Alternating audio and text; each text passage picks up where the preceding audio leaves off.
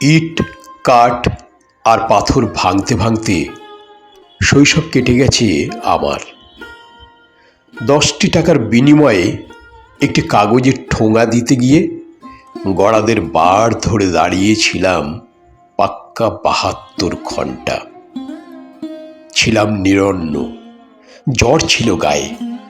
কেউ আসেনি শিশু দিবস জানাতে। কোথায় ছিল সব? বাপটাকে হারিয়েছি সেই কবে। বয়স তখন 5 কি 6।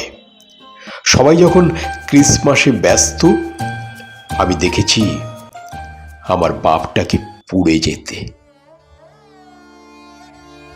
ছাতা চলে গেলে যেমন জল গড়িয়ে পড়ে, ঠিক তেমনই আমার শৈশব থেকে হারিয়ে গেল গোটা জীবন। কেউ কি এসেছিলে শিশু দিবসের প্রার্থনা জানাতে?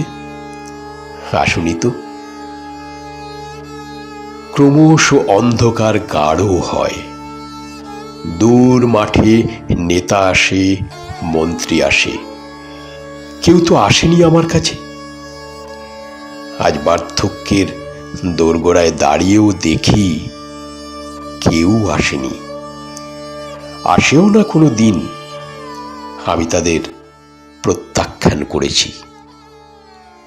শুধু বছরের পর বছর অপেক্ষা করেছি কবে আসবে শিশুদের সোনামুখের হাসি, প্রাণ খোলা উচ্ছ্বাস আর স্কুলের পাঠ। আবেদন করেছি বারবার, আর কোনো শিশু যেন কোনো দিন ইট, কাঠ, পাথর ভাঙতে ভাঙতে শতরঞ্জ কি খিলাড়ি না বলে যায়। তৈরি হয় একটি আস্ত মেরুদণ্ডী মানুষ।